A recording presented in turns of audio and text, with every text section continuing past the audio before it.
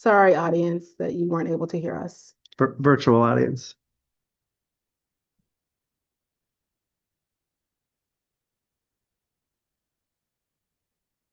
Okay, sorry for the folks online that couldn't hear us. So here's the primary sort of ideas of layouts, the ways things could work in these retail bays. As you can see, the one on the far left would be a restaurant. There might also be able to be a cafe or coffee shop in that second bay. And then there's some other retail or salon type of layouts that it could be set up for. These are some of the design themes that the architects came up with as well. 3 different design themes, all based around Afrofuturism. Some of them might err more towards a salon or retail, or some of them might, do better for some of the other possible offices. Some of the other possible businesses that might go there. Here's some examples of what we think that some of the spaces could look like when they're all done. And that's what I got for the slides. Yeah. So we gave them an update. We told them about what we were doing there since the project had already been approved before. We just wanted to make sure that the DRP still supported the project, and if they had any concerns about it, as well as if they thought that there was something that was such a big change that they wanted more of a community vote on, but they said that it seemed in line with what the original plans were, and so they affirmed their support to the project. Thank you, Brett. And sorry once again to those of you who are online. So now we are getting into the 2-step process, and you're going to vote on the next project. To remind you, the first step is focused on of the process is a committee that reviews the project that was submitted by the developer. Okay. If the project is aligned with the master plan, the second step is to advance the plan for a community review and vote. Each and every resident is allowed to vote. So if you are a resident, please pay close attention. If there is a cumulative score of 80% or higher, then a letter of support is conferred to the developer on behalf of the Hill District community, and specifically the Hill CDC and the DRP. So as we like to say in the Hill District, Cs don't get degrees. So it does require an 80%. If the cumulative score of the project is less than 80%, the developer is to work with the Hill CDC to bring the project in alignment, and then the DRP committee to better align the project with the community goals. The focus is to help the plan achieve 80% or higher at the committee level, or if it's related to the Lower Hill, with the community collaboration and implementation plan. If the developer chooses to abandon, or disengage from the process, meaning they're like, you know what, I did this, I did that, you all still didn't support the project, after I had to go through a meeting with the committee, I had to come to the community. If they abandon the process, then we will confer a letter of non-support for the project. If the developer stays in the process, we will continue to work with them, because the process is pro-development, but it's also pro-community, okay? So only in these cases will you hear Hill CDC publicly advocating against the project, okay? So the goal is obviously DRP approval and the stamp of approval by the committee, as well as the community. All right, so about Duquesne's Rango School of Health Sciences. They initially submitted their plan on August 31st of 2025. The developer received feedback on the status of their application and the need for additional materials to complete the application on September 24th, 2025. The developer completed the application, again, the revisions on in 2 days, okay? They then were invited to present to the DRP committee at their November 5th meeting. The developer received a notification detailing a failing score of 70.83 on November 17th. The DRP completed another internal review of revisions on October 1st. After presenting to the DRP committee on January 7th, the developer worked with the Hill CDC to address areas identified for improvement.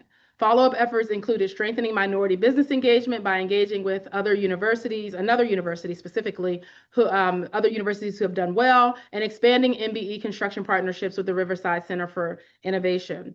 and exploring workforce pathways with the Trade Institute of Pittsburgh. The developer ultimately, after revisions and follow-up, reaching out, taking the feedback of the committee, came back and they received a score of 84.67.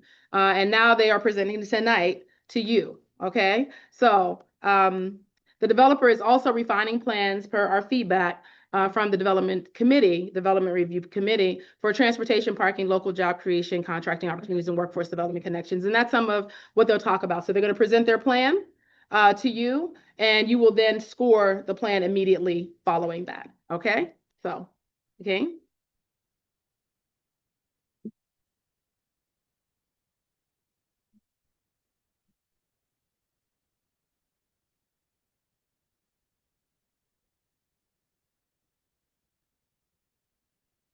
All right. Good afternoon, everyone. My name is Larry Payne. I'm a architect with AE Works. That is it's actually a Pittsburgh-based architectural firm.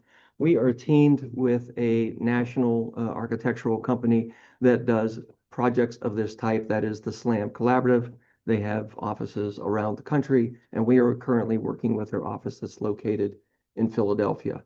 With me tonight are individuals that will also present and answer questions as well from Duquesne University. Mark Manowski is the Director of Design and Construction. Chris Collins is the Project Manager for the project. Janine Macklin is the Associate Director of Corporate Relations. Scott Richards is the Assistant VP of Auxiliary Services. And Trent Collins is the Senior Employment and Community Recruiter and Manager of Professional Development Fellows Program. I'm really excited to start off the presentation by being able to show you what we've been doing from an architectural and design standpoint. But it really does begin with the initial points that we wanted to draw and really wanted to focus on as we were working on design. That consists of balancing the identities of not only of the collective departments within the School of Health Services, but making sure that they are accessible and inclusive with regards to their design. We really want to strengthen the community engagement and service by providing ways that students and community can work together to make sure that we are improving patient care as we move forward in the future of healthcare. We're working very hard to leverage technology with regards to providing state-of-the-art next generation teaching and learning spaces, which the community will be part of. We want to enable growth of the existing program by making sure we're very good stewards with Duquesne's money and making sure that we are using every square foot of that building for a good use. And then finally, we really want to create a site-specific design that promotes that this is Uptown, the Hill District. This is the project in the city of Pittsburgh. It's built by Pittsburghers for Pittsburghers. And so you can see what we're going to be showing will show how the materials and the design really do help support what we feel is a project that will be specific. From a project context standpoint, this is a nighttime exterior rendering of the project. Obviously, a goal here from the beginning has been to show transparency of the project. So we have large windows, especially at night, that you'll be able to see through and see the activity that's going on, both from the student level activity as well as community activity. The small little block plan in the corner of the slide is basically showing how the building has been programmed and essentially has more public spaces, community spaces on the lower floors, and as you go up on the upper floors, more administrative spaces. From a project context standpoint, we've shown where that project is located specifically between the Cooper Fieldhouse and the Forbes Avenue Garage, and also in front of the Locust Garage. The COM project was the College of Osteopathic Medicine, which our team also collaborated on, and we took a lot of cues from the design of that project to really enhance and build upon for the School of Health Sciences. From a materiality standpoint, once again, taking a lot of cues from the fabric that is along Forbes Avenue and buildings that are on Duquesne and around that area. We intend to use a blend of red brick. We're going to be using high performance insulated glass so that the glass is not dark. The glass is light, you can see through it. But it also, from a sustainability standpoint, is providing the appropriate type of reduction of heat gain into the building so the building's not hot. So we are using sustainable design strategies on this project. We have several types of metal panels that are being used on the project. The stair towers on the side are one type of metal panel. The cornice molding and the crown molding of the building are different colors of metal panel that really bring in, once again, the characteristic of Pittsburgh, which was a steel town. You're using the brick with the transparency and just really trying to bring forward that context of Pittsburgh. Continuing on, we also have around the building, some of these lower images, we're continuing with that red brick around the back of the building, which is Gibbon Street. We're also looking at opportunities to include limestone, very much like what you see in that Ruan Center for Humanities. And we are also incorporating granite along the base of the building, not only just for enhanced aesthetic, but for durability, because those areas can come into contact with salts and whatnot for keeping sidewalks clear. From the lobby and entry zone, the picture, the exterior image shows you a photorealistic rendering of what you would see as you're approaching the new School of Health Sciences.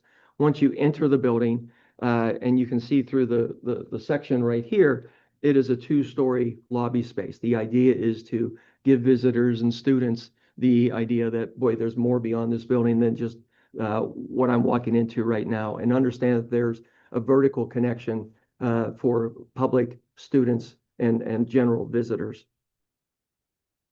From the site plan standpoint, we've gone to a lot of extents to make sure that we are designing around Pittsburgh's requirements for sustainable design. We've started to show the bicycle path travel.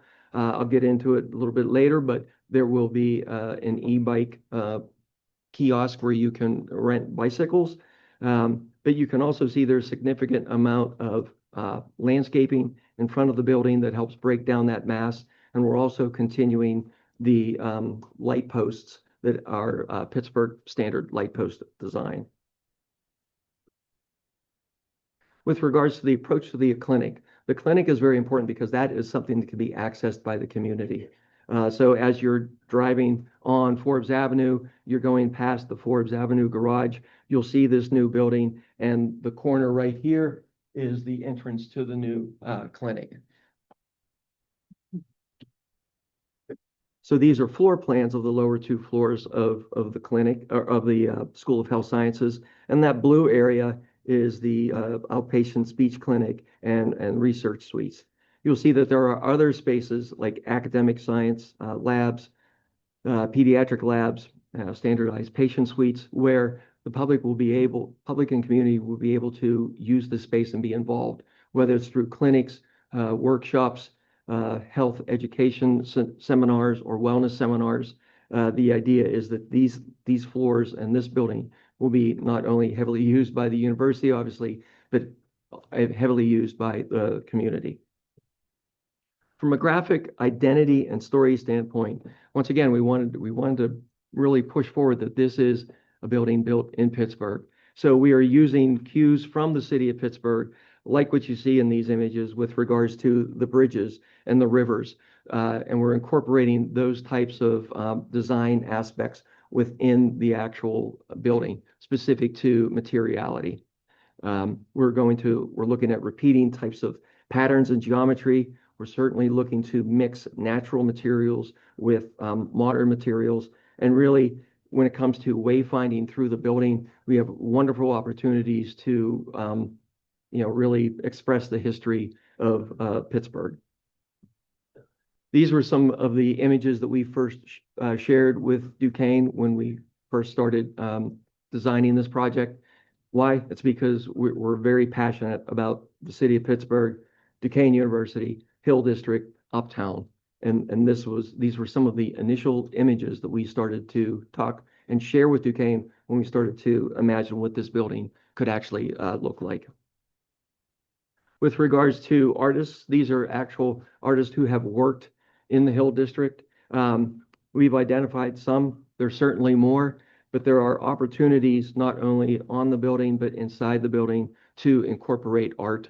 And we are working through that. And as you'll see in the next couple slides, this is a good image of the types of wayfinding graphics that we'll be using and the types of materials that we plan to use within the building itself. So muted colors, images of rivers, images of historic buildings within the city of Pittsburgh. And then images along the bottom shows opportunities for artwork that can go in and around the building. And then this is a bit more of a detailed image that shows how we can incorporate wayfinding, historic images, and then also finishes like wood ceilings and luxury vinyl tile flooring throughout the building. So at this point, I'm going to turn it over to Scott, who's going to talk about parking and traffic initiatives. Hello, everybody. I just want to spend a few minutes to talk about our parking, traffic initiatives and transportation. Although we will be losing a lot for this construction, we have recently acquired a couple lots on Fifth Avenue that will more than make up for the spaces that we're taking offline due to this construction of the building. We've also recently implemented some new technology for those people coming to Uptown, our students, staff, faculty. They're able to view what our capacities are in our garage. We actually have a navigation system in the garage, so you'll see some red and green lights from the outside to let people know what spaces are available. We've also included a partnership with Chatham, so we're able to move some of our students and faculty and staff over there when necessary. We do continue to use our campus shuttle for our students, which runs a continuous loop from the south side to campus for those that reside on the south side, so that eliminates the need for them to come to campus and drive to campus. We continue to maximize our opportunities with the PRT through a unique UPass program for our faculty, staff, and students. And as was previously mentioned, we are really excited about the installation of the Pogo e-bike station. We're hoping that'll be completed sometime this summer, waiting to hear back from DOMI and from Pogo about the exact timing of that installation. All right. Hi, everybody. I just wanted to talk a little bit about some of the ways we're working to diversify the workforce in terms of the construction of the building in particular. As Marimba mentioned, she suggested we work with the Trade Institute of Pittsburgh and the Riverside Center for Innovation. I've reached out to both of those. We're working with them. And we also met with Pitt to get some cues from them from a recent project they did where they had really great participation there. And we applied for RCAP funding for this. So the URA has guidelines for that we're going to have to meet. And we're going to give it our best effort to work beyond that, the expectations of the Hill CDC for inclusivity. And that's something we've already started a conversation with any general contractor who might want to bid on the project. So it's something we're working toward already. And Janine's going to talk a little bit about some of the other things that we do to engage with the community as an institution. Hi, everybody. So I had a chance to pass out a few of these, if you wouldn't mind, if someone else wanted. How Duquesne University has partnerships with the Hill District and also Uptown, because we really believe in the community. So the new Health Sciences building will have a street level entrance for community access. So it offers degrees for your college-bound residents in the Hill District in physical therapy, occupational therapy, athletic training, public health, health administration, physician assistant studies, speech language pathology, and then that's where the clinic comes in, the speech language pathology clinic. We also have partnerships with the East Liberty Family Health Center, the Uptown Medical Office, which is not too far from here. And so our students are involved, the community is involved, you can also be involved. And in that clinic, we service about 5,000 city residents per year. So if you didn't know about it, please, let us know or we can get you some information. I want to bring up Brett, come on. Here. Okay. Okay. Hey, good evening, everyone. Just wanted to come here to talk about a little bit about our early career focus and retention programs that we have going on at the university. So we actually have a professional development program that focuses on early career level hiring. This provides placement all throughout the university. Positions are based. Okay, thank you. The positions are basically based upon a 1 to 2 year contract where we provide professional development, the opportunity for some learning and development, and really help with the community and uplift. We actually won a national award for all colleges and universities for inclusive practices for this in 2024. Most recently, within the past year or two, we introduced a community building certificate just to provide the opportunity for faculty and staff to get a deeper understanding of diverse perspectives as dealing with a diverse student body. We've also participated in multiple large career events to really diversify our portfolio and the pipelines that we're building in terms of hiring. We work with local community groups as well as national recognized groups. And one thing I really came here to talk about today is I would like to, open up for, applications if anyone had interest in, in employment at Duquesne University. We're much bigger as outside of just the educational institution, but also want to be looked at as a preferred employer. So, we're open to having those conversations, whether that's, monthly send outs or me meeting with, the community group and just being able to talk about the different opportunities that we have available for faculty and staff on campus. And then for now, I guess we will open it up for questions.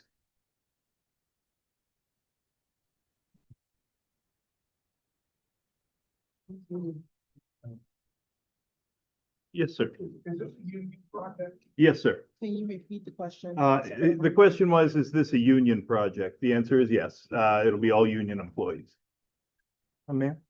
Is there gonna be, like a class for the community to actually see in, or is it like, is there any space for the community within the building or to be a part of what's going on in the building? So the question is there a space for the community to be part of what's going on in the building? And, we'll be inviting the community in for those clinics and programs and things like that. But in terms of being generally open to the public, less so. But when we do have those events and things, yeah, the community will certainly be welcome in. Yeah. Yes, sir. Okay, all this construction going on here, Mhm. there needs to be a prerequisite in hiring these companies to provide some slots for our young people to get some jobs. Mhm. Because they're making a lot of money, they're taking that money to their neighborhoods and stuff. Mhm. Our people like to buy cars and houses and send their kids on camping trips and stuff also, Yes, sir. The question was relating to making sure companies hire local employees. We've been working to diversify our list of approved contractors. We met with a really great representative of the firm last week who we added to the list. So we are doing our best to add people where we can. Yes, sir. Ma'am. I hear you say that a lot of these opportunities are for the residents of the Hill District. Growing up here, there's a lot of disadvantages to a lot of the population here, and there may be some of our children who may want to take participation in some of these activities. For instance, the COVID children that didn't have the opportunity to have life skills in school. How are you and your company going to build that bridge for those children to participate in even working with or around that community? Janine, you want to talk about some of the things we do for younger students?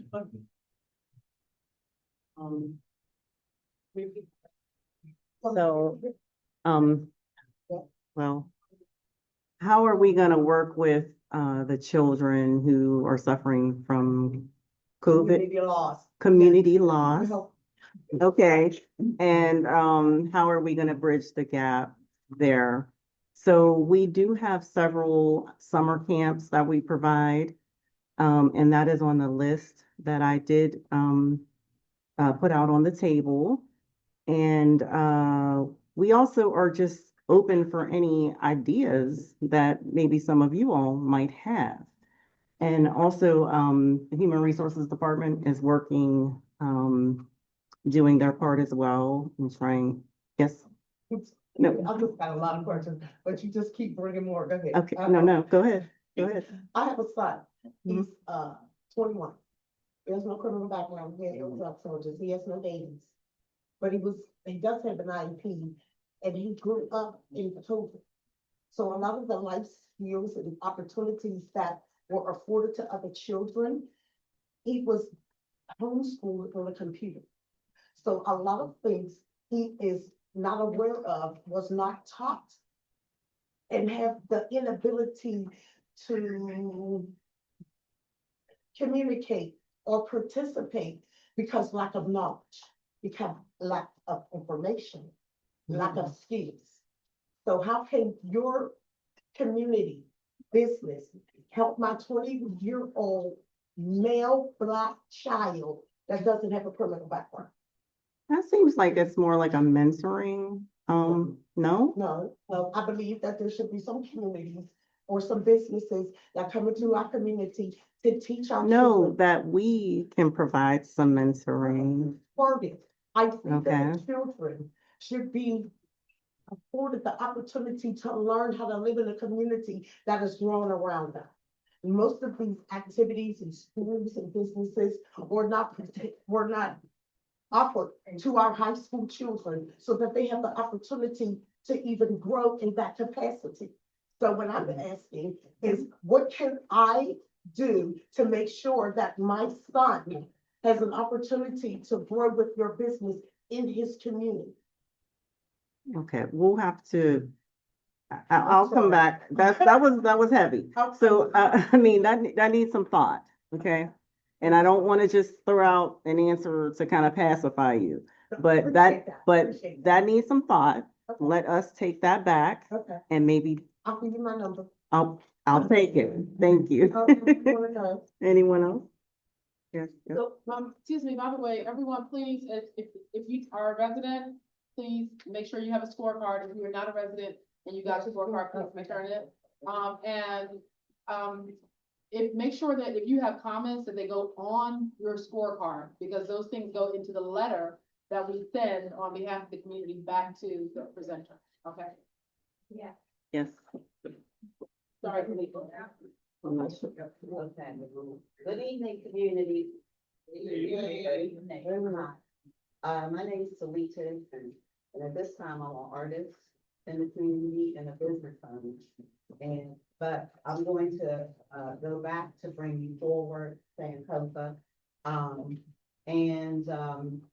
Duquesne University was heavily invested in a program myself and Mercedes Williams worked on through the Hill District Education Council. And it was called Midwife Science Week. And we worked with Dr. Jessica DeVito from the School of Nursing, Dr. Kathleen Uphelt from Research, and Dr. Andrew Simpson from the Department of History. And we worked for 3 years, and we had 2 Midwife Science Weeks. We began to connect to Angela Mike, who's the head of career and technical over in PPS. And the goal was to get a midwife science program begun in the Hill, because the girls, they brought the girls over to Duquesne University for a lactation conference.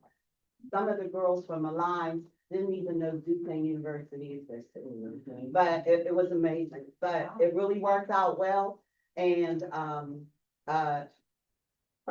it wasn't Duquesne's lack of support, the community and a change and a superintendent at Pittsburgh Public Schools stopped the support.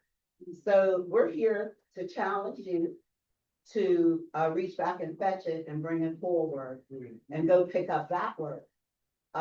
Girls who go to midwife science programs, of course, you have to have a master's degree in nursing to become a midwife, but you can be certified as a lactation consultant, a doula, a birth assistant and make up between $65,000 and $70,000 a year starting. So this is already, all the research is over there, all the professors, unless they retired. You have 2 people here who work deeply on that program, and we work with the Midwife Center, other, La Leche League and other groups to get that thing going. So we're back. I'm very happy about the building. I'm happy that you got a higher floor. I was a part of developing the master plan, and that is a concern for me. Pittsburgh, since the 80s, in the 80s, we had the highest Black infant mortality rate in the nation. We still have a high mother morbidity rate, and the problem is the solution. So you come to these girls and you train them to take care of their community and their family in the most healthy, contemporary, and Afrocentric way. So I really just want to encourage that. If you'd like to talk to us more, we'll be happy to talk to you. Thank you. Yeah, well, we'll definitely want your information. Well, Janine, can you just fundamentally just say what the challenge to Duquesne was on, so that the people online know? The challenge to Duquesne is to bring back the midwife program that was started years ago, and to give opportunities to women in this neighborhood for really nice paying jobs, 65,000 and up. So thank you. We are going to take that back, and I would like your information so we can get something started.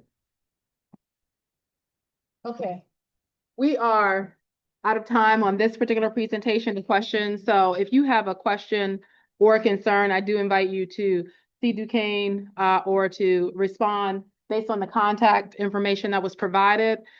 Please be detailed in your feedback on your scorecard. If you don't put it on there, it's not going to be in our record to provide to them on behalf of you. Okay, so that's really important.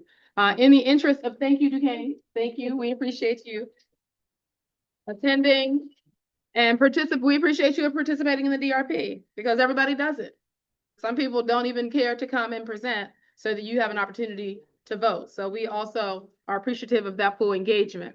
All right, we have some updates on the RAISE project. How many of you remember what the RAISE project is? Anybody? The RAISE project, or New Pathways, is the project focused on investing in historically disadvantaged neighborhoods that particularly had issues around pedestrian connections and streets. The project was funded several years ago based on advocacy that we made around infrastructure. Okay. So the project timeline, it started in July of 2025, and now we are all the way up to the point where they are looking to submit the project. Okay, I'm not going to get into every single point on the timeline. You can see that clearly here, but the goal is to get to construction in 2027, and that has to go through both PennDOT and the federal government. So what this will result in, and I want us to be clear, because when 2027 comes, I don't want anybody in the Hill, if we can help it, to say, I didn't know this was happening and nobody asked me what I wanted. Okay, because if we don't get your feedback right now, as we have maybe over the past several Hill CDC meetings, and we'll have a meeting on March 27, if we don't get your input, then things are going to change without your input. Okay, these are not changes that you will not see. This will be considerable construction along Center Avenue. Okay, it will introduce bump outs. It will create sidewalks that are more pedestrian friendly. There will be a little less parking because it is intended to create safety zones for people to cross. This is happening all throughout the city. You may notice that there are changes happening throughout the city. Okay, that's going to happen here as well. And the goal is ultimately, the city's goal is to get to fewer deaths that are caused by vehicles. Okay, that's really the city's motivation. It's a national movement. You all know, in fact, I believe it was just in West Mifflin, a young boy got hit. He was just walking to, I believe, the corner store or the gas station. Right now we are embroiled in a whole public safety situation where the police pepper sprayed, I believe it was McKeesport actually. West Mifflin, Okay, one of those West Mifflin, Duquesne, McKeesport neighborhoods. I don't want to give anybody misinformation, so I withdraw the municipality. We have so many. But I do want to say that pedestrian improvements really do matter. They do matter when kids are going to and from school. So please don't underestimate the importance of this, and please don't underestimate the frustration that you're going to experience as a resident of this community when that construction starts, right? Hopefully it will land to something better, but only if you give your input, okay? So the Hill CDC is responding as both an advocate and as a party that has been doing community outreach on behalf of the city, okay? So our job is to make sure you are heard, and we have provided feedback from the first sessions that we had at our last community meeting.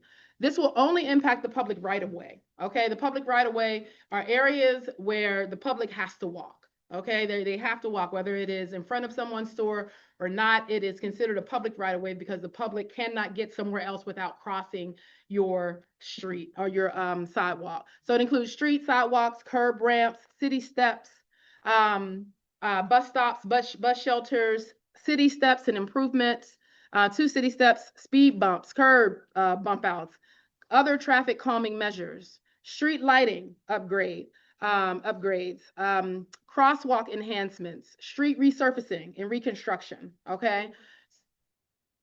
I do not believe it includes paying for crossing guards, but put that on the paper that we give you. Make sure you put that on the paper. We need crossing guards, right? So we heard and relayed your feedback on where priorities should, what our priorities should be for as a community. Yeah, I'm not sure about that. I'm not sure about that. The question is, what about the new lights down by Connolly Trade? But because this is really focused on Center Avenue, okay? All right, so the areas that have been the point of focus are Center Avenue, DeVilliers, and Dinwiddie, okay? And you can see the initial designs here. And Brett's gonna get into some of the revisions, okay? And then going down the Center Avenue Business District all the way to right past the Church of God in Christ, okay? Right where Reed Street and Center Avenue connect, that is the development area. So from Center Avenue and DeVilliers all the way down to where the Church of God in Christ is located. That means, again, that whole area. If construction starts in 2027, that's next year. Okay, that's next year. And that means that the drawings have to be done when? Right now. Because you got to go through a government process to get them approved. Okay, so now's the time to speak your piece. I'm going to ask Brett to quickly go through where we are. We've already talked about the public engagement that's going to happen on March 27th. Please mark your calendar. We will have engagement sessions happening from 9 to 4. And you know I didn't pick those times because it would have gone from 9 to 7 because people what? Exactly. But we'll get back to that later. From now it's 9 to 4. And we'll make sure there are some opportunities to engage online also. But I'm just pointing that out. All right. So Brett's going to run through this really quickly. And did everybody get Post-its? I think Wade is handing out Post-it notes. Please start making notes on the Post-its and stick them to the middle of the table. We're going to come and get them after the meeting on anything that causes concern. Okay? So remember, you saying they're gonna tear all that down? Well, Center Avenue is just going to be, the best way to just, it's going to be redesigned. Yes. Center Avenue is going to be redesigned. So the sidewalks, the streets, the parking scenario, the pedestrian area, there'll be some, you know what I mean? So like where you cross the street, they're going to be trying to shorten the area. So people, a little girl got hit by a PAP bus in front of my office about 6 months ago. It was the most terrifying thing to hear, right?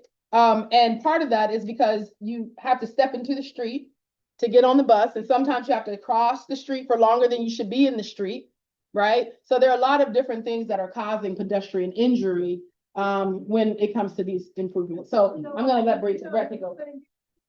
When the people come, the bus, it's too bad that bus, when the flashlights come on, it's too bad that the bus that, when that rail comes out, it's too bad the rail can't grab the car, when the car tries to come around. It's too bad the car can't knock the car out. I don't know if you want to put that on the feedback, but if you choose to, we will take it. Okay, Brett, go ahead. Yeah. Okay, well, the, Hold on, we gotta get into it, because we still gotta get to Lower Hill. yeah, I'll do my best here. I'm not the project lead on this. The project lead from the Hill CDC is being a good father and taking care of his sick daughter at home at the moment, but I'll do my best. These, we took your feedback in the fall, and these were the intersections that were established as priorities on Center Avenue. And I'll give you a little bit of updates on each one, and then we're looking for your feedback at that meeting during those engagement sessions on the 27th, as well as that link right there is important. If you can't make it, feel free to take a picture of that or of that internet link, and there's also a QR code to register for the meetings that's going to be shown on a later slide. But we have a very limited time to still include your feedback, because the city has made some really recent, as of like this week and yesterday and Tuesday, revisions to the plans, and we want to get the community's feedback on them. So the first thing is that one thing that a lot of members of the community voiced that they would like to see is a realignment of the Dinwiddie and DeVilliers intersection. Everybody knows it's a little bit wonky. There's, it's 5 ways and 2 lights and so they were hoping to be able to, and we were hoping and advocating that they could realign it like is shown in this picture. Unfortunately, that required some use of land that wasn't in the public right of way, and the city was unable to coordinate that in a timely manner with the property owners, and so they had to abandon this. Unfortunately, they had to abandon this, and they instead are going with what I'll show you on the next slide. So this looks a lot like what it used to be. But they have added some curb bump outs to shorten the crossing of Center Avenue.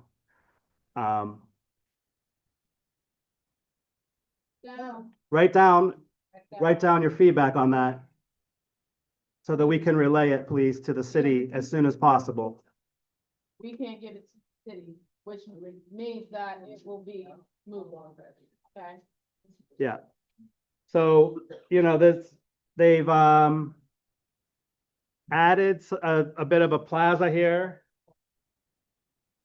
which could have some places, benches or things like that for residents to rest.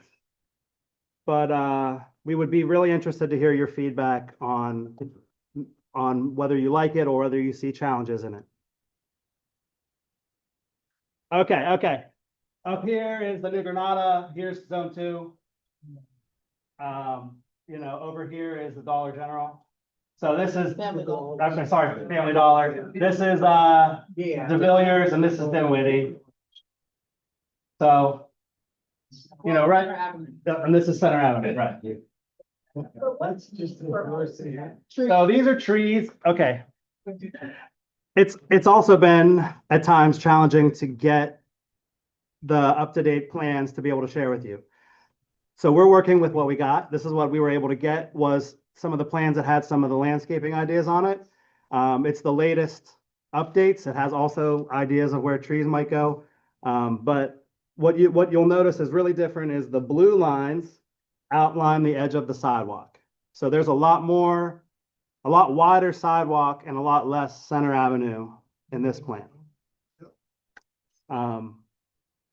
Since I work on Center Avenue, and I see out the window during rush hour that having less space for cars to go back and forth and make those turns was something that I thought of as a concern. Here's another intersection. This is further up on Center Avenue. This is where Big Tom's is now, like right around here. Right here. And this is Molly's World right here. So that's Aaron Street, Addison, and this is Center Avenue. The reason they added all of these curb extensions here is because these are bus stops. And one thing that they mentioned that's important is that is safer is to have sidewalks go out to where the bus door opens, so that it's easier access if you're for handicap, and just in general it's safer. You're on a sidewalk until you're in the bus. You're not stepping into the street and somebody might be driving around or something. We took your feedback from last year of not wanting to lose a lot of parking along Center Avenue back to the city, and they're currently reworking this a little bit. But because this would lose, I think it's over a dozen spaces on Center Avenue of street parking.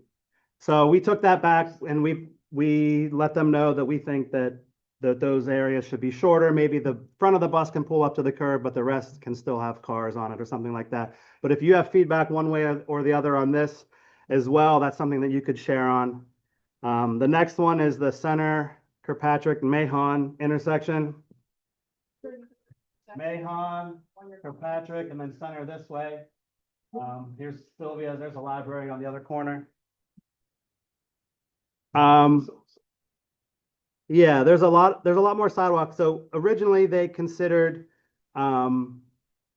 closing off just that end section of Mahon and making Mahon, I don't know if it wasn't gonna be a one-way, but the residents on Mahon were not in support of that, and they spoke out as well. So this is the way that they've reworked this intersection to get shorter distances. Everybody knows that one's a little tricky also to navigate as a pedestrian.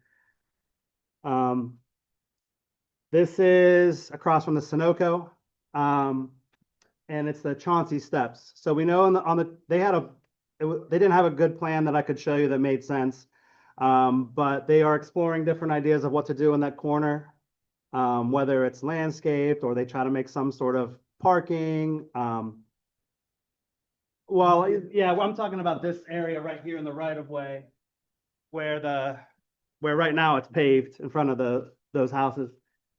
But we do know that they are going to add lighting to the Chauncey Steps and enhancements to the Chauncey Steps to make them safer and more accessible. So that's have a question? Which area? Right at the bottom of the steps. It's I think that they identified that it was mine water, some kind of mine water. They're gonna try to figure that out. Yep. Some sort of mine drainage, something like that. The master plan that is. Right. These things, and even the steps here in Baltimore and that, it's just like a march there sometimes. Had, plans for that. So, you're saying it has to be done yesterday. Right. Yeah, and that's why I would suggest if you're able to be able to give feedback on the 27th. They want to have a final set of plans. They were shooting for April, the first week of April.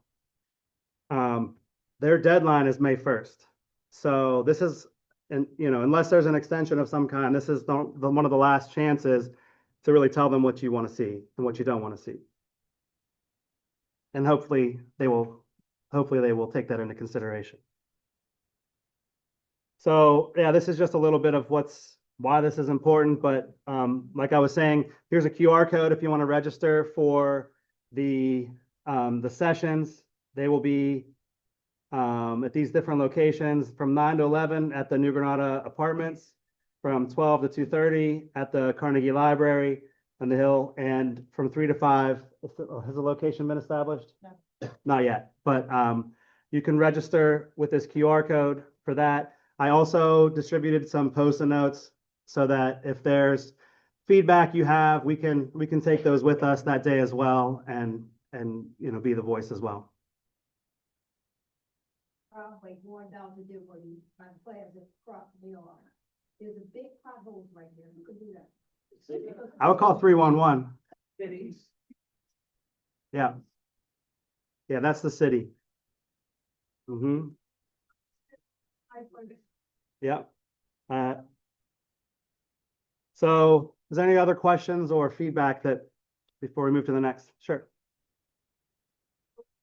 Right. Because you have bike spaces. I'm sorry. Bike room. Bike rental. What happened to the bikes? Which one? They put so many in the hill. I'm not sure which one. They was at the Y, Yeah. the new Y. Oh, I think see we moved them. somebody has a shirt with, Move them to down here across from in front of the grocery site. So those are already there. Okay, I'm not sure. I'm not sure what happens to them. That's, I'm not sure, so. Will they have space for the, it'll be good back?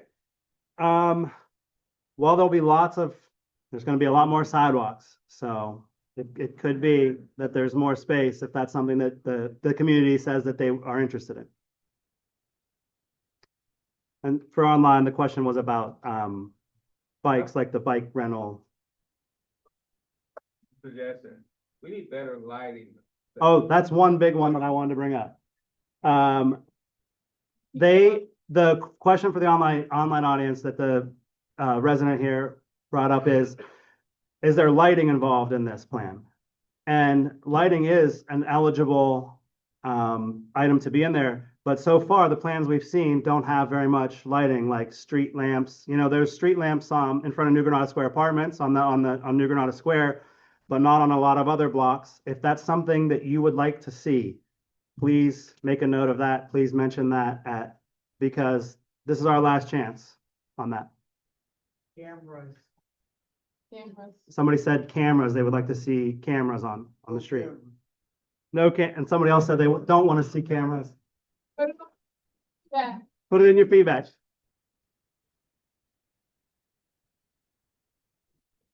On Center Avenue, they're gonna put traffic lights and they can't prove that anybody has done it. My car, I have 2 cars that have gotten hit and run, there's no cameras. If there had been a camera there, I would have, there's no Okay. cameras on the street. Okay, yeah. Okay, well, let's specify the cameras. You don't want any traffic light cameras, like when they No, can be red light. No, I'm not talking traffic light, I'm talking traffic cameras. There was a point of feedback about cameras. Yeah, Get feedback from both. It's from both, okay. yeah. So there's an interest in cameras for surveillance of For safety. safety of Center Avenue. And then, to see what happened if something happens, but not for traffic ticketing, which I agree. But okay, so that's a good point of feedback as well. I'm not sure if cameras are part of this, if they're considered part of the new Pathways Race project, but we'll bring it up at the feedback session. Okay. Thanks. Ma'am, did you have a question? Go ahead. With shortening the streets and stuff like that with the paint arena and all that, will that be creating traffic jams and for our community? The question from the audience was, wouldn't narrowing the streets to shorten the pedestrian walk, could that make traffic jams in the neighborhood? And I think that's a valid concern that a lot of folks have brought up previously, and that we have pushed, advocated for as well, is that, it's great to have places where it's shorter to cross on key spots where there's a lot of crossing. But there's other areas where it might be too restrictive to the flow of traffic. Like as some people pointed out on the Center and Dinwiddie and De Villiers intersection. Yes, sir. You didn't say anything about Sankofa Square. Is that because you're not related to that project where Irv Williams? It's just not, we have not gotten any updates that it's moving forward at a rapid pace at this time. If you could repeat, Sankofa Square. A resident asked about any updates on Sankofa Square. And they haven't submitted to the development review panel. So unless or until the developer submits to the developer review panel, we would have to hear it in the same way that you are. Is that part of their requirement? That's the part of what we like to see in the community. Hold on, let me. Thank you, Brett. Thank you, Brett. The question is about Sankofa Square, which is the project across from the Fosse at Center and Elmore. Thank you. And this is a project being done by Ebony Development. And I was responding that we have not received a submission through the development review panel for Sankofa Square. So we don't have any information. And yet, yes, it is our preference that people submit through the development review panel, because then we have an opportunity to do a deep dive and you have an opportunity to vote. Okay? So that's where we are on Sankofa Square. They are required to do what's called a development activities meeting. That is the only legislatively enforced thing that they have to do, and that is a meeting that's convened by either an RCO, a registered community organization like the Hill CDC, or the city. More recently, Mayor O'Connor has suggested that the city will host all development activities meetings now, not RCOs. And so I do have some concerns about that candidly in the Hill District, because we have some organizations with overlapping boundary. The city already facilitates that process, but I think it is a significant change for neighborhoods that the city is taking over that process. Okay. You might be able to get, Irvin here to talk about it. I would love for Irvin, my good brother, Irvin Williams, if you are listening, come on and submit to the DRP. Okay. All right. Any more questions? Yes, ma'am. Last question.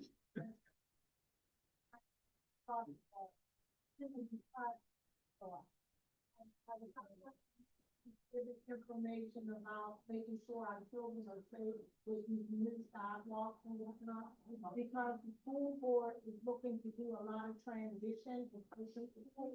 So I don't know right now where things are at. They decided not to, but then I understand that they were going to continue on with it. So as our children are so familiar with the community as it is now, you know, how to get to and from, and then some of them are freelance. So they're moving around freely and, you know, we do need crosswalks. I'm retired, but I'm still. So we need as many people as possible. Why you know the field in communities like they used to be? Because we do not have individuals who want to come in and work.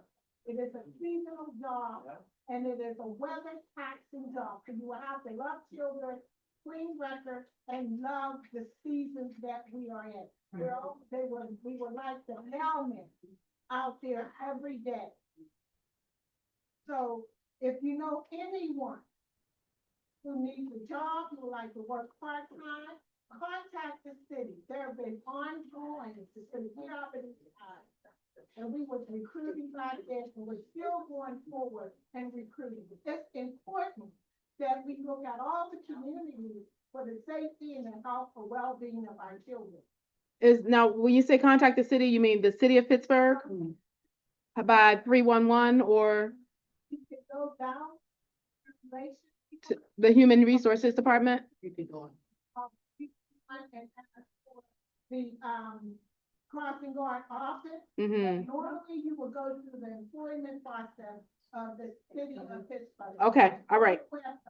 Okay. All right, thank you. So the comment, hold on, ma'am, hold on. The comment was that we don't have enough cross guards. How many years did you serve? 25 years. Okay, a 25-year veteran of crossing guard. Anyone who's in the Hill knows this sister. And she is saying that you can call 311 and ask for human resources. And if you are interested in being a crossing guard, because we desperately need them, and that's one of the reasons you don't see them. Okay, we need to move forward. Please do not forget to leave your comments in the middle of the table, and do not forget to mark March 27th as a date to participate. And I will try to get at least 1 or 2 of those meetings extended to off work hours. Okay. Progress on the historic New Granada. Has anybody noticed progress on the historic New Granada? Okay. So we are nearing completion on phase 1, which is the entire building core and shell, the life safety systems. I got to give a shout out to Brett on this.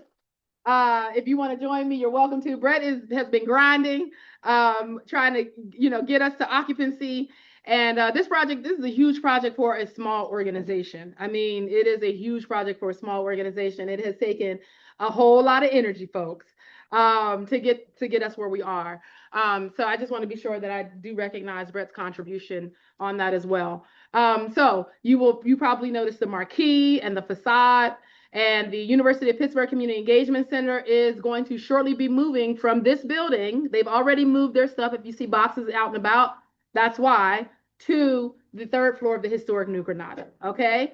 So occupancy for the Community Engagement Center is in motion now. And so we are talking about days, not months. Okay. And the ribbon cutting for what we call phase 1 will be very soon. Okay. Again, weeks, not months. And so it is so exciting that after the late 70s, I believe, that the New Granada will be reopening. That's over 50 years that the building has been closed. What's next?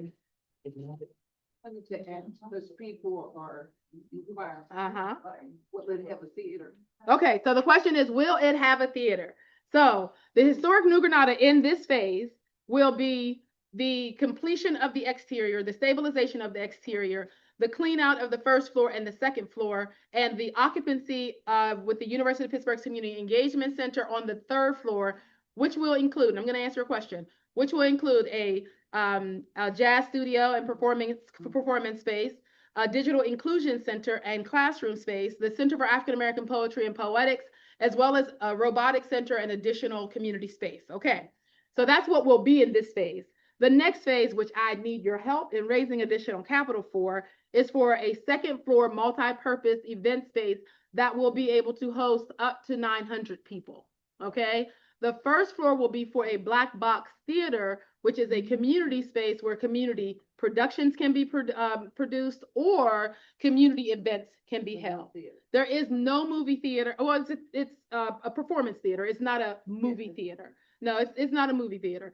That would not be an economically viable solution, and we don't want it to close, right? We want it to stay open. So you would only be able to accommodate one screen. What I missed? Yeah, and here's the thing. You actually, because of the technology, you don't necessarily have to go to a theater anymore to project something onto a screen. So There are some communities that still have. listen, we love them for it, but they normally have a lot more wealth than we do. So with that said, with that said, we are open to people producing different things in the multipurpose event space. That's why we call it a multipurpose event space. Okay. Any other questions? The second floor, will that be where the Savoy Ballroom used to be? That is where the Savoy Ballroom used to be, the second floor. So So the second floor it has been stabilized. We now need to go into a second fundraise in order to bring all of the other amenities back to that space. The stage has been poured, so there is a full stage there now, right? But is there drapery? Are there no, right? Because that's a part of the next phase. But it is incredible, the progress, and now we've got to go the rest of the route. This is the third floor that we'll be having the ribbon cutting for, as well as the marquee and so forth. So, I look forward to seeing all of you at the ribbon cutting and the follow-up events. This is the Wiley Avenue entrance. I just like to, of course, this is not done, right? We're still a work in progress. The facade is still being built. The exterior facade is still being built. Who can read that sign on the back? Who knows what the New Granada was originally developed as? Anyone? The New Granada was originally developed as the Pythian Temple in 1927 by one of America's early Black architects. Louis A.S. Billinger was one of only 63 in the entire country at the time. This is his legacy, okay? Now, it was commissioned by the Colored Knights of Pythia, which was a Black fraternal organization. It was done as a social hall initially. Most of us remember it as New Granada. I've never been to New Granada Theater, right? New Granada's been closed pretty much my whole life, right? And so, but the Pythian Temple, we can't forget the why, right? We are preserving a very important part of African-American architectural history. And the reason why this building is on the National Trust, on the National Park Service list is because it documents a critical part of African-American social life. That is why it's nationally recognized. And so because of the Pythian Temple. So we are celebrating the marquee and the New Granada, but we are also celebrating the resurrection of the Pythian Temple. Okay? All right.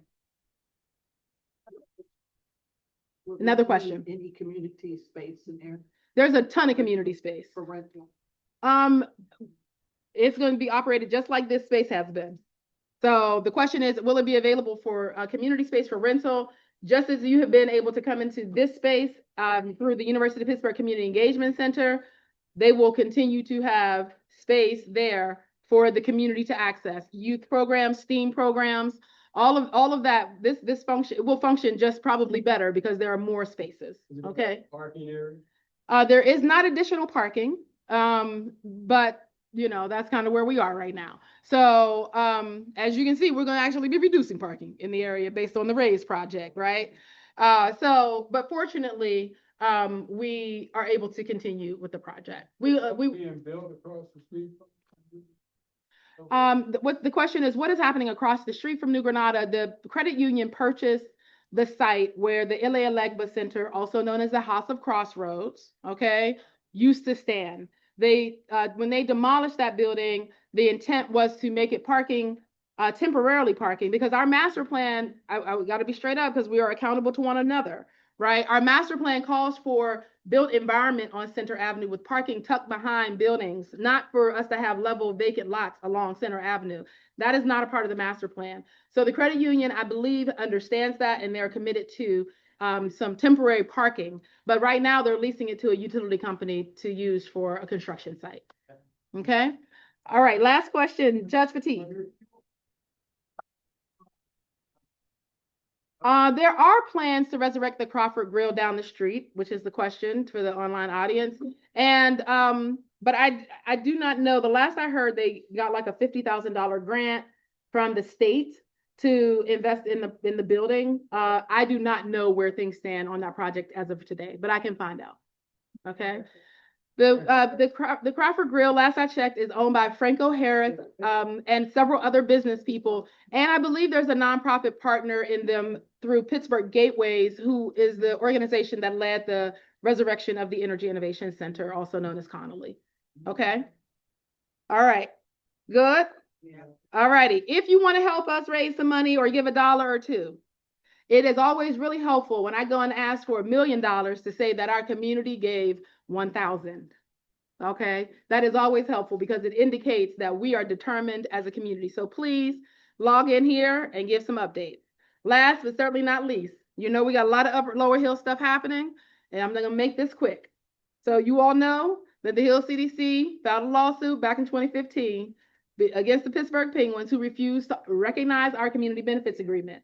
That led to Councilman Lavelle establishing, through legislation, the LERTA district, which is when taxes, in lieu of going to the city, the schools, and the county, go into a specific fund or traditionally into a development. Okay, normally the developer keeps that money. So it is extremely significant that in our case, that money is going to a fund for our community. Okay, that money now is held at the URA and is going into the Greater Hill District Neighborhood Reinvestment Fund. So there's that source. And then there's also additional capital coming into the fund. And that capital is going to be coming because of Live Nation. Okay. I don't know if you all remember, we talked about it last time.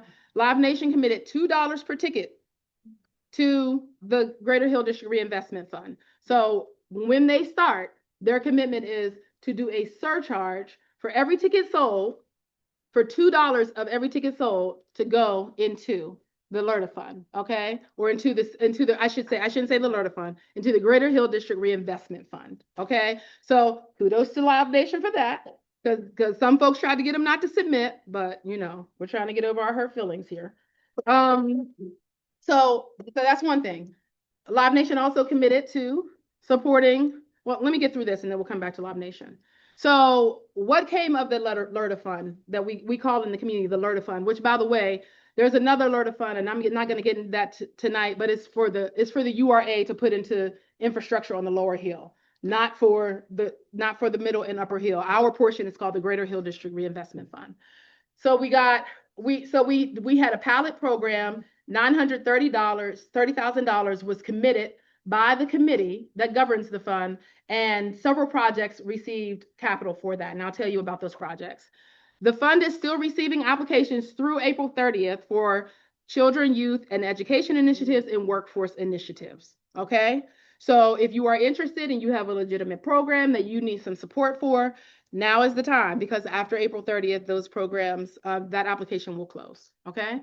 So who was awarded for the first development initiatives?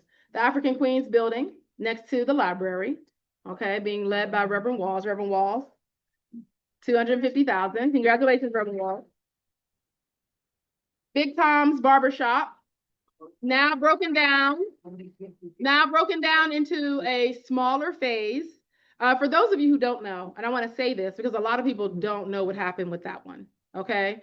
Big Tom's Barbershop, there was a structural engineering issue that was not detected. There was a prior fire on that project that structurally impaired the building, that increased development costs beyond what was initially expected. So that is why that project has not yet happened, and that is why that project cost spiked, okay? So like, we have to love each other through the difficult times, right? We have to continue to encourage one another's hearts. I know that, you know, Tom has gone through a lot with this project, so when you see Tom, be like, Tom, we still with you, all right? Like, encourage his heart, you know, because that's what it takes to do this kind of work, all right? Rhythm Square is this project here. I know y'all are tired of looking at Center Avenue Builders building as it is, right? Okay, so Rhythm Square, Alicia Volsi came and presented to you all months ago, and you all passed it through the DRP process. They are moving forward now with this award. They are expected to close, I believe, within the next month or so, okay? So we should see some dirt moving on that site. And then Heron and Wiley, excuse me, everybody knows this historic building on Heron and Wiley Avenue. They received $190,000 of an award as well, okay? These projects are, most of them are $5 million or more, okay? The funding that's coming through the Greater Hill District Reinvestment Fund, it may not break a project, but it's gonna make a project, right? So we're not trying to come in first. We're trying to come in if you have a project gap that perhaps you didn't expect, right? Or a project gap that can really close the deal so the community can see the results, okay? All right. I'm gonna push forward. I'm gonna take one question, Sister Salita, on the Greater Hill Reinvestment Fund. So, one question, when you say that, and I apologize for not being up to date on this, who is the Heron and Wiley Avenue? Okay, so here are the developers. The first is African Queens, that's Reverend Walls and Amani Christian Community Development Corporation. The second is Big Tom's Barbershop, that is led by Tom Boyd. The Center Builders Supply, also known as Rhythm Square, that is led by Studio Volsi, which is a MBE architect and Black woman architect. And she's done some work through UDream, and you know, now she's been working in community for a little while. And the final is Heron and Wiley, and that is led by Lakeisha Bird for Communion LLC. Good? Clear? All of this is on hilldistrict.org/DRP, okay? All right, there have been changes to the Lower Hill Management Committee, Executive Management Committee. These are the guardians and stewards responsible for ensuring the implementation of the community benefits on the Lower Hill District, okay? What are we supposed to be? What? The guardians and stewards. That's our job, okay? You all need to know our job. So in case some folks forget our job, you can remind them of our job, including me, okay? Because community accountability matters. It really does. Okay, so make sure that we are the guardians and stewards of the community benefits on the Lower Hill. Here, man, let me just get through this because we're running tight on time. That's okay. So here have been changes to the Executive Management Committee, okay? As of last year, we had a different mayor, and the Penguins had the development rights to the Lower Hill. You all remember that? Okay. Jake Pollock was in the Gainey administration, so he's no longer serving. Craig Dunham, Glenn Mahone, and Tracy McCants Lewis were all appointees of the Pittsburgh Penguins. And so after the Penguins' development rights expired, they submitted their resignations within 2 weeks to the Executive Management Committee. Okay? So they are no longer serving. The Executive Management Committee changes are as follows. Councilman Lavelle remains a co-chair, and Alicia George, who was previously appointed by the mayor, is now reappointed by Councilman Lavelle. Glenn Grayson Jr. remains appointed under Councilman Lavelle. Majestic Lane has been appointed as the Deputy Executive Director of the URA by the mayor, okay? And the mayor has also appointed Tyann Battle. This is Mayor O'Connor. Has also appointed Tyann Battle and Diamante Walker, okay? And the Hill CDC replaces Parr as a co-chair on the Lower Hill Executive Management Committee. Previously, it was the Penns. Now it's the Hill CDC, okay? So, so I serve as a co-chair, Marimba Lyons, and Reverend Dr. Vincent Campbell has been appointed. And there is a forthcoming appointment under the Hill CDC's appointments, okay? These are the people who meet every 2 weeks for at least 2 hours at 10 o'clock on Fridays, every other Friday, to govern what is happening and to make sure that whatever happens benefits this community. Okay, that's our job. Okay, are there any questions on this item? Okay, Live Nation. Somebody asked yesterday on Facebook, what is Live Nation doing for the Hill District? Okay, so I thought it was important to be specific on the things that they did commit to. Okay, so that we could both hold them to it and also hold ourselves to our own process. So the first thing, I'm gonna start from the bottom. They successfully completed the DRP. For those of you who attended that meeting, it was at the Hill House. It was in December, maybe of 2024.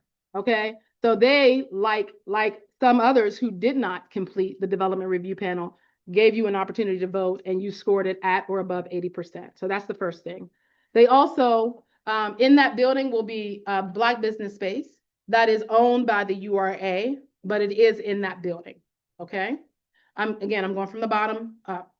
First Source Hiring. So we are right now trying to secure an employment link so that anyone who wants to work there at any tier has an opportunity to apply.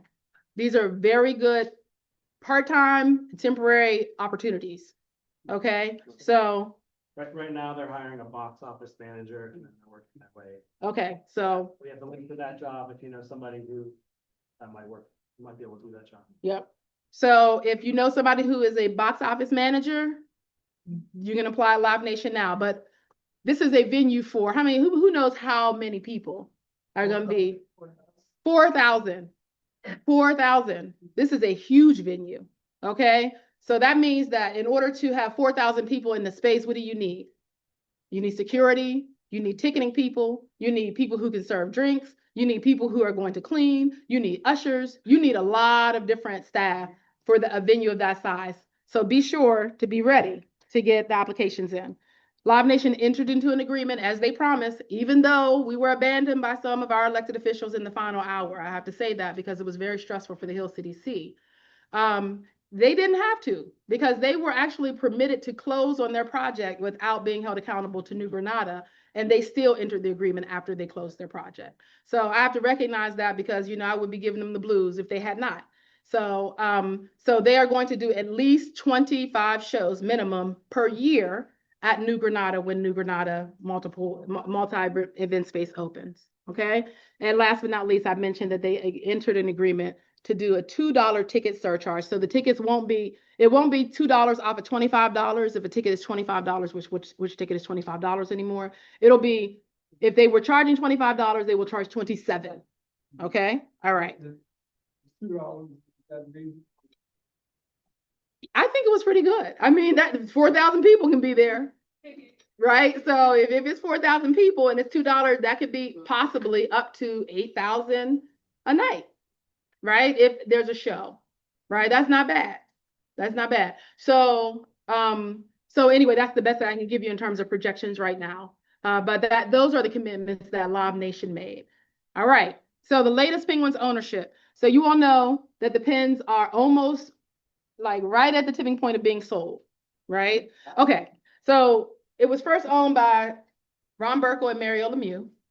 Then it got acquired by Fenway Sports Group, and now the Hoffman family of families is looking to acquire the Pittsburgh Penguins. Anybody know the price tag? $1.7 billion is the sale price from the Fenway Sports Group to Hoffman. Okay, and that will be a profit of $800 million. Okay, 800 million. Okay, so the SEA and some others are saying that they read a public statement before they voted to consent to the sale because FSG is a party to the Lower Hill District, which the SEA and the URA own. The SEA legally had to consent to the sale. So they apparently are upset because FSG didn't make good on some commitments that they said, like the curtain call. And we've been trying to get the curtain call done for a long time, right? So we share some frustration around commitments and community commitments.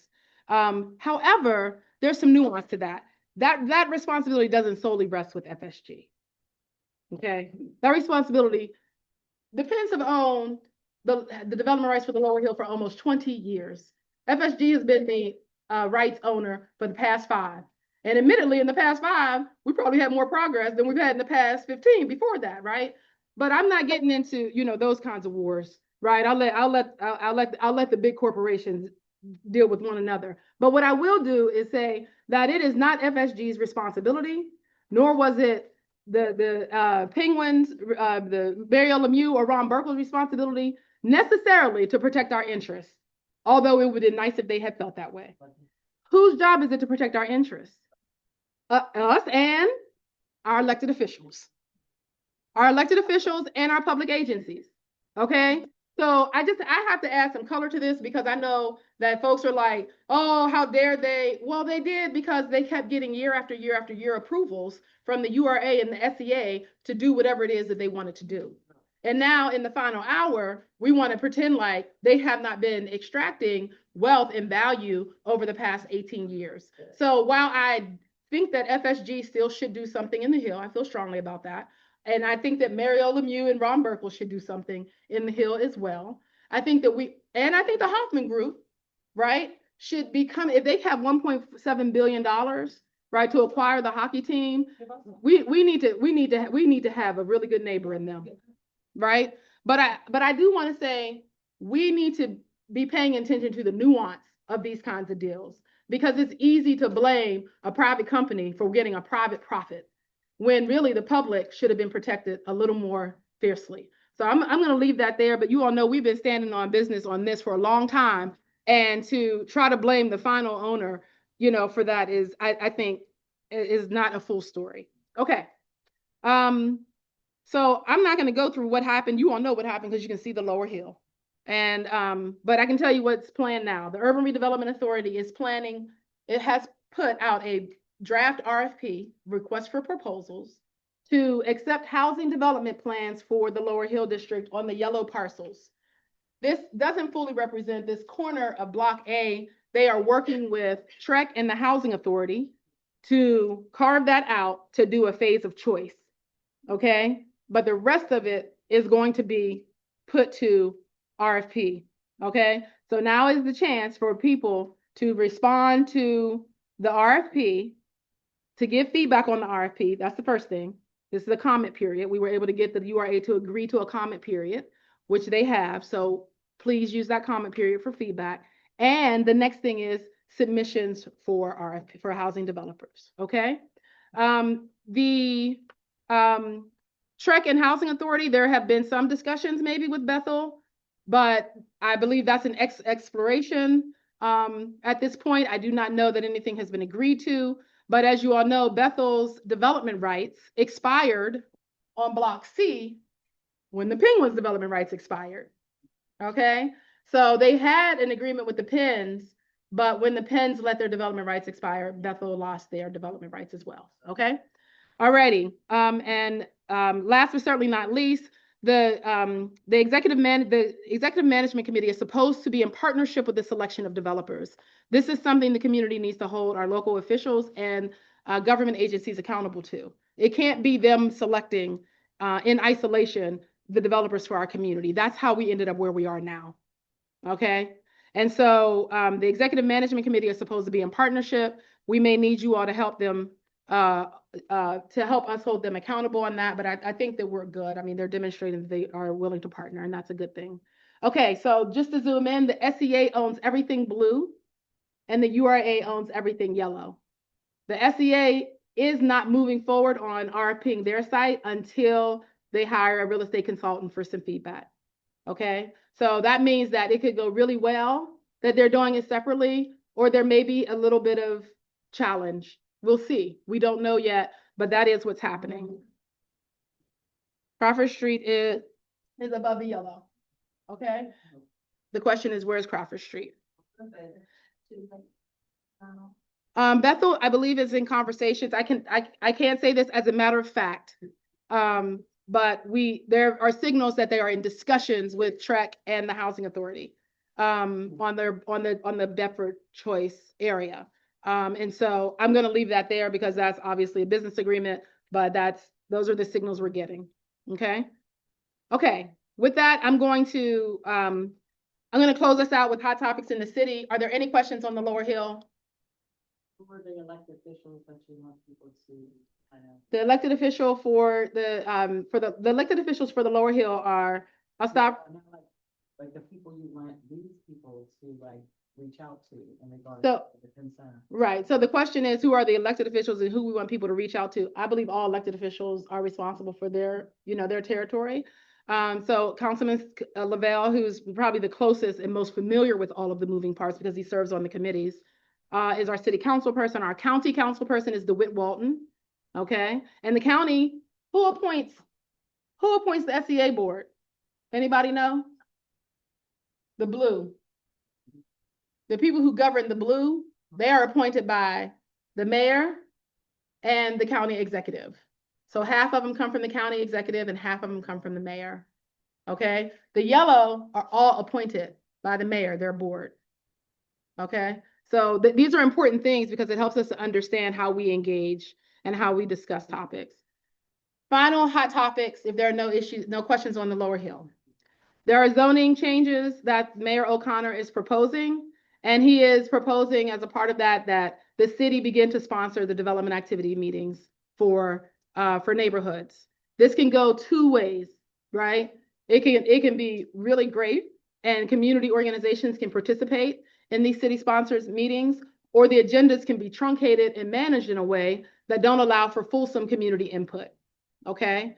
What the mayor suggested was that they want to take the burden off of neighborhood groups. And that may be true for some neighborhoods, but for other neighborhoods, they may be able to handle it. But understand that this is a sweeping change, and there are probably going to be mixed feelings throughout the city on the city taking over the development activities meetings.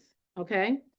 The new city planning commissioners have been appointed. Why is this important for the Hill? Because all development goes through city planning. Okay. So there's a whole suite of new appointees to the Planning Commission. Some are very pro-development, and when I say pro-development, I don't mean pro-equitable development. They're like, hey, the more housing, the better. It doesn't matter at what spectrum because it's going to relieve the stress off of lower income units if we build more market. So some of that may be true, but some of that may be overstated, okay? I'm not gonna get too far into the detail, but the City Planning Commission has changed. New URA board members have been appointed, okay?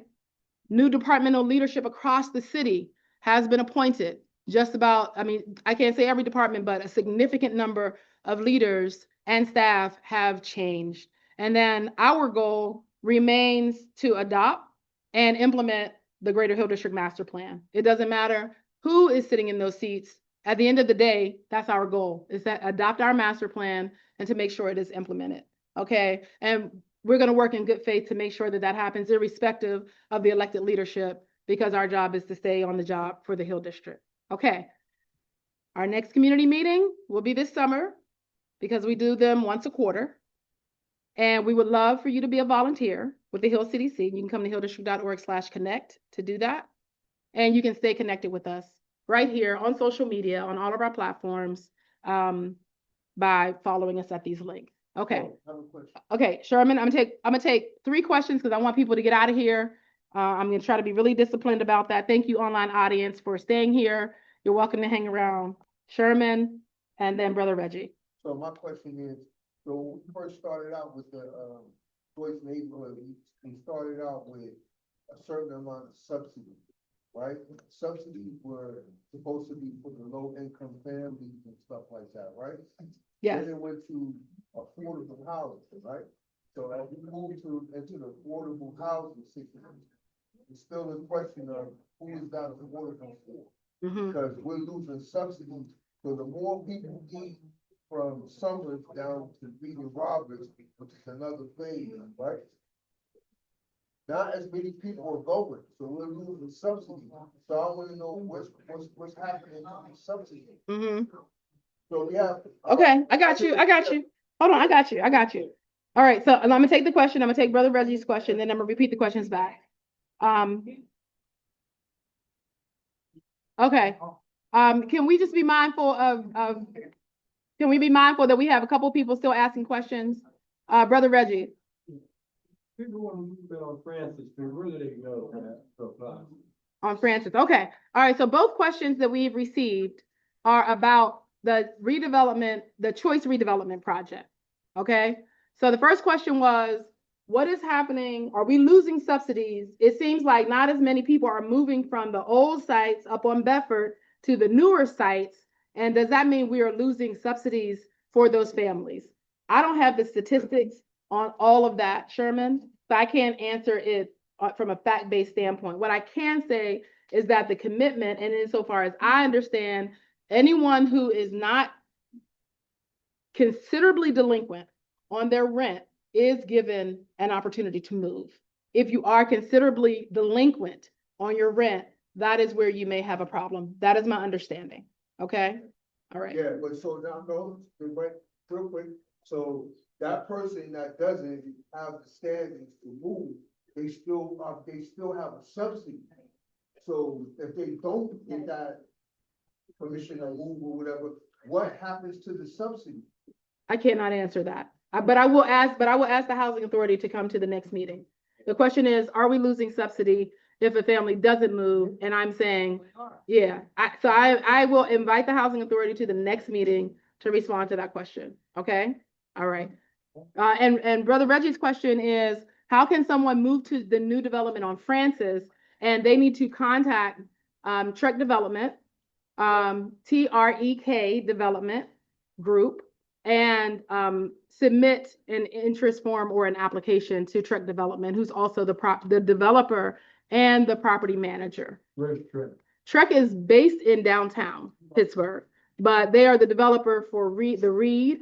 They are developer for Francis. They will develop Summers Drive with the housing authority, Chauncey, and of course, the new site that I just mentioned on the Lower Hill that the city and the URA are supporting them on and moving to. And finally, Midpoint Development is doing City's Edge, which is like right by City View, adjacent to Freedom Corner. That is also a part of the Choice development, and that's a mixed income development as well. Okay? All right. Right by the old Mellon Bank. Old Mellon Bank. Okay. All right, look, I want to be mindful of time. If there are additional questions, I'm going to ask you to pull me aside and I will be happy to answer it. Thank you all for your patience. I know that was a lot of information. Thank you all for joining online. We are out.